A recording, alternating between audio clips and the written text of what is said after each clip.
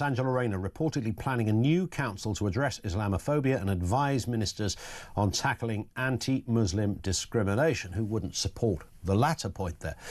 Former Conservative Attorney General Dominic Grieve is tipped to chair the council, which will help define Islamophobia officially. Angela Rayner just came up with a deranged policy that has sparked huge outrage and debate over Labour's stupidity. I'm not a Labour man, and I don't care about that so much. I care about Muslims and being British. And I think it's important that we have people, as your previous speaker said, people who are willing to rock the boat. Now, Rayner and company, they will have their disciples and their devotees on this council. Starmer and his cronies are bending over backwards to the Muslims, and the modern Imam is humiliating them. I don't think that they should be allowed to preach in Britain. I don't think they should be allowed to spew their medieval hatred in our country.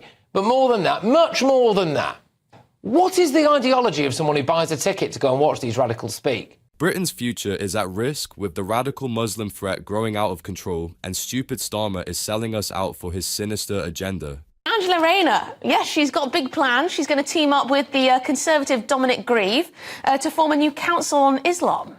Of course, Dominic Grieve stood against the Conservative Party in the 2019 general election as an independent, but that's by the by. Yes. But it's expected to have 16 members, this council, all in all, and it's going to focus on what they say is a rise of Islamophobia in the UK. Angela Rayner and Labour's cronies are teaming up to redefine free speech in the most disgusting ways possible. One of the sticking points here is the definition of Islamophobia. What exactly does it mean? Does it mean a fear of Islam? Does it mean a fear of Muslims? Does it mean criticism of Islam as a doctrine, as an ideology, as a political ideology even? Well, this is the problem. Does it mean objecting to the hijab or the burqa? They're using the term Islamophobia to criminalise thoughts and virtue signals to minorities while ignoring their appalling crimes. Islam, it's an ideology. It's a religion. I mean, I suppose you can have Islamophobia in the same way that you can have Christianophobia. But if we had a definition of Christianophobia, would we lock Richard Dawkins up behind bars? Would we say that the God Delusion could not be published as a book because this offends Christians? Clearly, that's palpably insane. Of course, you should have the right to offend a religion. You should have the right to criticise a religion. Starmer and his cronies are behaving like third world dictators, and questioning Islam has become a crime. But penalising someone, for example, for the fact that they happen to be Muslim, well, that's already illegal. Yes. That's already an offence. And there's a difference in these terms. Anti-Muslim hatred is picking on someone because they are a Muslim. Yes. Very different from someone saying, I don't like Islam. Racism and hatred is already illegal, but that's not enough for Labour's delusional and sinister agenda. Or you attack an individual. Any free society, you would think, people should have the right to attack an idea. I hope Angela Rayner knows what she's getting into here, because very intelligent people have looked at this issue, have looked at the definition, have thought about the issues around whether we'll be bringing in a blasphemy law through the back door. They've looked at the complexities. Does Angela Rayner really gauge how tricky this issue is and the potential repercussions on free speech? Angela Rayner is an incompetent lunatic that's leading a council on Islam and blundering core British values of free speech. I don't think Islamophobia is actually the correct term. The correct term would be anti-Muslim prejudice. Islamophobia is a catch-all thing. Not all Muslims are, it's not a racist thing. You have black Muslims, you have white Muslims, you have brown Muslims, whatever you have. And this idea of Islamophobia is just a catch-all phrase to prevent a real free speech. I, as a Muslim, encourage and welcome criticisms and dialogue honestly about my faith. Labour's lot of idiots have no clue about what they're doing, and the modern Imam is shredding them to bits. Everyone has the right to express their views. We live in a society that lauds free speech and thinks it is our historic rights from Magna Carta onwards to have this idea of free expression. And we don't need in the 21st century to novel this, to restrict it, and to make it more difficult for people to have honest dialogue. In fact, when we don't have frank discussions, we have antipathy, hostility, and resentment building up. Insecure Starmer hates free speech and Britain as he continues to push his hidden woke agenda. Rayner and company, me, they will have their disciples and their devotees on this council, despite what your previous speaker said. They will have their disciples and their devotees. And I think, we need honest, fearless people out there, and Muslims especially, people like myself, but others as well, who can say honestly and openly, listen, yes, there is anti-Muslim prejudice, there is anti-Muslim feeling in this country, and we need to firstly discover the roots.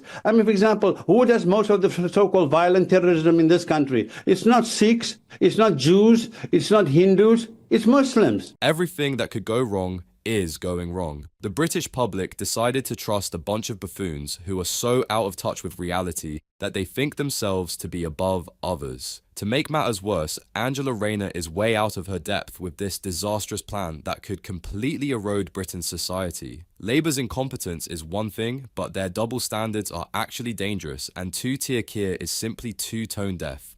Angela Rayner reportedly planning a new council to address Islamophobia and advise ministers on tackling anti-Muslim discrimination. Who wouldn't support the latter point there? Former Conservative Attorney General Dominic Grieve is tipped to chair the council, which will help define Islamophobia officially. Critics argue the current definition is too broad, restricting free speech and silencing valid criticism of Islam as a religion. Angela Rayner's push for a new council on Islam is a classic case of the left trying to dictate speech and control narratives under the guise of fighting Islamophobia. The real concern here is whether this council will genuinely deal with the real issues or simply serve as another left-wing weapon to shut down free speech and force Labour's socialist delusions down our throats. Correct me if I'm wrong on this. Current definition, Islamophobia rooted in racism targets expression of Muslimness or perceived Muslimness. That's more or less what we're dealing with. It's in the dictionary as well. What's wrong with that? Look, the definition has been contested within the Muslim community, but not broadly. The Muslim community, again, broadly has been supportive of the existing definition, as has the Labour Party. In fact, the Labour Party adopted the definition in opposition. The biggest issue with this council is the definition of Islamophobia. Is it about genuine anti-Muslim hatred, which is already illegal, or is it a Starmer trying to come up with some crazy vague idea to protect his woke supporters?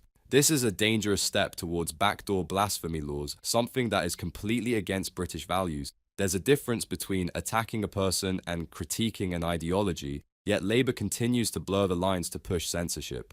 What has hit the news today is that there's going to be a new council of 16 people, potentially chaired by Dominic Greaves, that is going to look at the definition and adopt a new definition. I don't know personally what they want to change or what concerns they have about the existing definition, but presumably they want to do some more work, hopefully around alleviating a few of the concerns that exist within the Muslim community, although again, like I said, broadly, Muslim organisations have been quite supportive of the existing definition. Angela Rayner's enthusiasm for this council raises the question, does she truly understand the consequences of what she's getting into?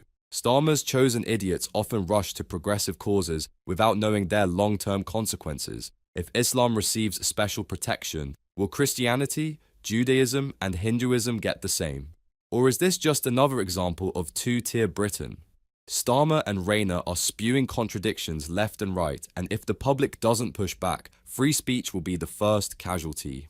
The difficulty or the challenge perhaps at the moment from some quarters is that look, this is kind of blasphemy law by the back door. If I want to criticise Islam, and I might base that on some unsavoury elements or Islamism as distinct from Islam, I may well find myself looking at grooming gangs. I might talk about 90% of the 50,000 on the MI5 watch list happen to be Muslims.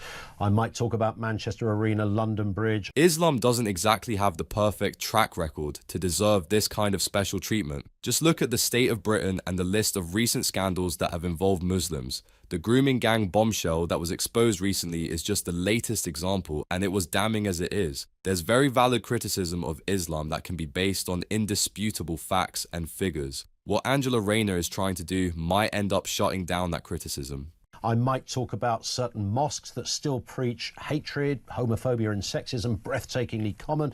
I might well talk about grooming gangs. That's been in the news. Clear small percentage of Muslims involved, but widely disproportionate in numbers on that specific type of sexual offence of grooming.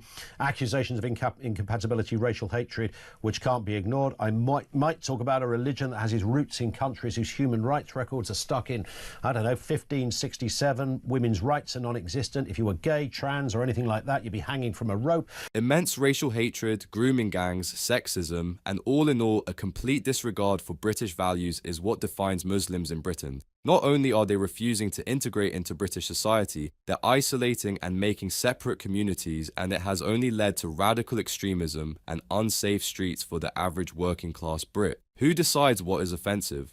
A secular democracy cannot function if religious beliefs are placed beyond debate. What kind of views are out there, and even allowing for hyperbole or a lack of context, if you put that together, you can see why some people might say, look, this is a faith that is profoundly at odds with Western values. We're not against somebody preaching it, but boy, are we going to criticise it. And those people, based on the kind of things I just said, will say, well, I should be allowed to criticise. Am I going to go to jail for criticising that lot? So, let's get this straight. Not only is Islam fundamentally against Western values that have been the bedrock of British society for centuries, they're even being glorified and protected by this shambolic government. The public isn't buying any of Labour's victimhood narratives. Muslim communities themselves need to confront extremism, rather than hiding behind accusations of Islamophobia to deflect criticism. But let's be honest, the way Angela Rayner and Starmer gaslight the public, we can all expect this to end terribly too. Has been Angela Rayner's plan to create a 16-person council on what Labour calls Islamophobia that will advise on an official government definition for anti-Muslim discrimination. That original article attracted more than 7,000 comments by readers because there are fears that these proposals could create a blasphemy law by the back door. It certainly sparked a really big debate. It's going to put the question of being a Muslim in the UK back at the heart of the political debate. Of course, we've had the rape gangs scandal. Angela Rayner and Labour are pushing a policy that could backdoor a blasphemy law into Britain. People see the obvious danger as this isn't about protecting Muslims from discrimination, it's about shutting down criticism of Islam. Once this idiotic government starts dictating what can and can't be said about a religion, free speech is on life support. Labour loves policing language, and this is just another step toward criminalising opinions they don't like. Britain must resist this nonsense. We speak to Oxford theologian Dr. Taj Hargi, dubbed Britain's liberal Imam, who has described Labour's plans as a trendy capitulation that will give a get-out-of-jail-free card to fundamentalists preaching what he describes as a hideous brand of the faith. How pathetic is it for Starmer when even liberals are shredding their lunatic ideas? Dr. Taj Hargi, the liberal Imam, is calling out Labour for their weak, pandering policies, and he's absolutely right. Their Islamophobia plan is quite literally just a trend to gain support. Labour is selling out to extremists who want to silence criticism. Will this policy actually help Muslims, or will it just shield extremists? Labour's obsession with identity politics has brought Britain to its knees. I feel that a lot of conversation about this has been shut down into if you even begin to question the Islamic faith or the behaviour of some Muslim people, ergo you're an Islamophobe. On one hand, I think that a lot of, for instance, Tommy Robinson's interest in the rape gang scandal. Starmer and his cronies have created a world where even questioning aspects of Islam gets you labelled a racist. That mindset has had horrifying real-world consequences. The UK's grooming gang scandals, where vulnerable girls were abused for years, were ignored because authorities were too scared to address the fact that the perpetrators were mostly Muslim men. Meanwhile, figures like Tommy Robinson are demonised. Sure, Robinson had his flaws, but at least dared to expose this scandal. Justice must come before Labour's obsession with not offending people. Rape gangs go unprosecuted for literally years because people are too worried about minding their politically correct P's and Q's. I find that extraordinary. I find this idea that we are worried about inflaming racial tensions by discussing actual rape of children by Pakistani grooming gangs, and I think it's completely wrong-headed when that in itself, that cover-up, has inflamed even greater racial tensions. Britain has reached the absurd point where authorities would rather let heinous criminals walk free than risk being called racist.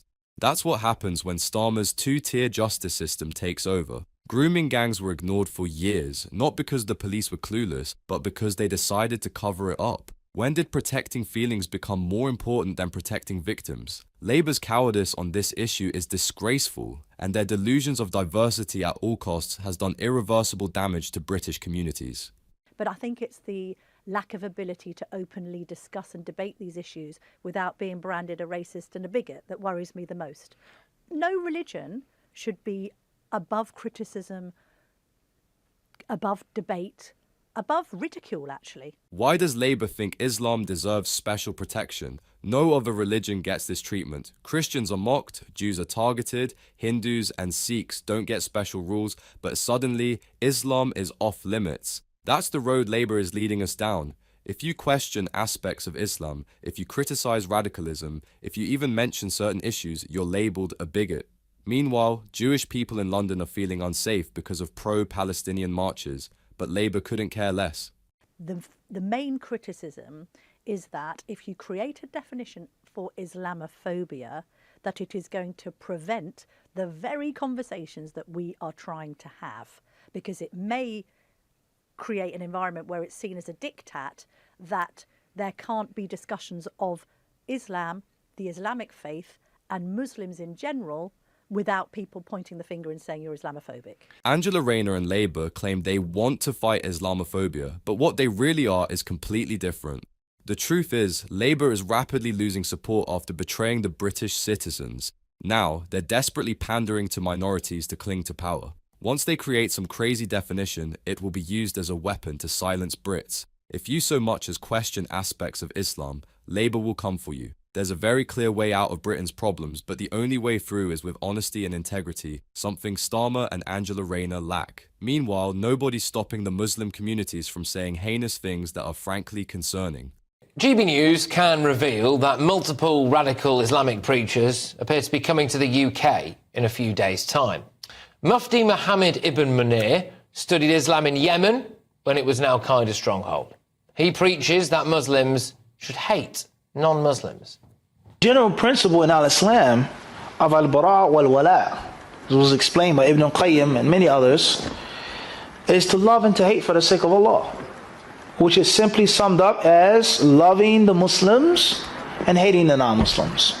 Keir Starmer and Angela Rayner are so weak on national security that they're allowing radical Islamic preachers into Britain without a second thought. These aren't just religious scholars, they're extremists who openly preach hatred for non-Muslims. Yet, Labour's soft-touch policies make Britain a haven for people who despise our values. The same Labour politicians who push speech restrictions on ordinary Brits turn a blind eye when radical imams incite division. Starmer is too spineless to protect Britain from this growing threat.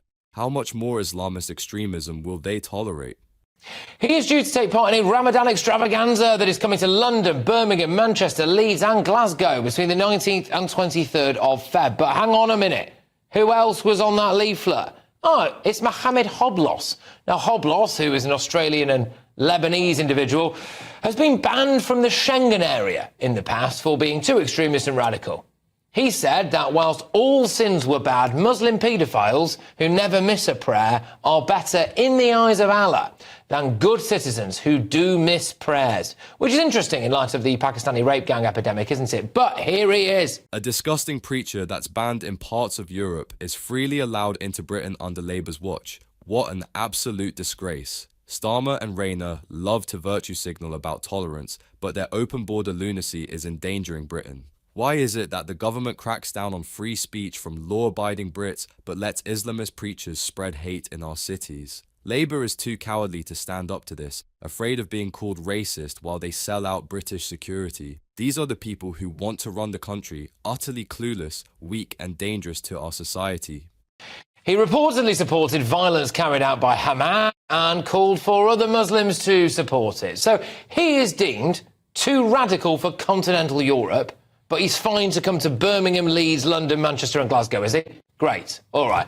I don't think these people should be allowed to come to Britain, even if, by some, I nearly said miracles, probably the wrong turn of phrase here, they end up doing it virtually down the line. I don't think that they should be allowed to preach in Britain. If these preachers are too extreme for Europe, why on earth is Starmer letting them in? These people openly support Hamas, yet Labour pretends there's nothing to worry about. Rayner and Starmer are more interested in censoring people on Twitter for saying something that's hurt Starmer's insecure ego than cracking down on actual threats to national security. Britain should be closing its doors to extremists, not rolling out the red carpet.